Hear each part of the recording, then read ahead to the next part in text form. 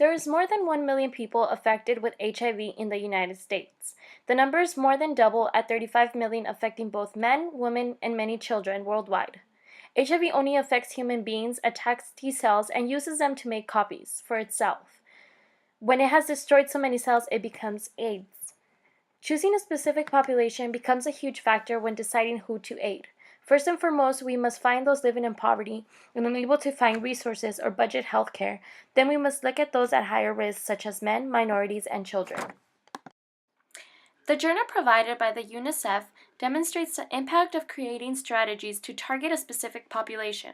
In this case, they are targeting two specific groups, those living in poverty and young people, both which are affected by HIV. The article focuses on orphans who fall into both of the categories and are more vulnerable to HIV and other health issues due to their lack of resources and budget to seek medical attention, as well as their higher risk of exposure and death rates. The article then goes on to call action to a program which will support, educate, and treat those at a higher risk of HIV and those who do not have the means to treat it, such as orphans, young children, and those living in poverty. Several case studies have attempted to create prevention, enforce treatment, and find a solution for HIV.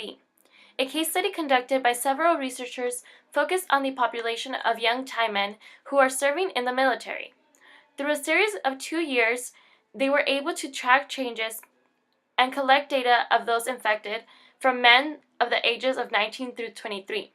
The research focused on targeting the population which is at a higher risk, in this case, men who are constantly interacting with other men, which can lead to sexual activity while serving in the military. The findings of the case study showed the spread of the disease from one region to the other as the men went on to travel and settle down in different parts of Thailand. In conclusion, the study found that prevention and education through condom use, as well as getting tested, should be higher for men who are constantly interacting with other men and living in less developed countries. Technology continues to advance and create new ideas every day. Such creations can be used to our advantage when attempting to solve and improve health issues.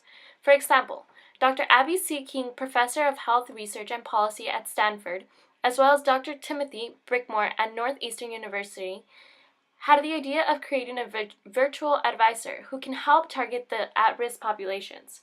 This new technology involves a screen which portrays an individual who speaks to a patient through a series of questions to find out their health issues as well as give them advice on how to improve these conditions.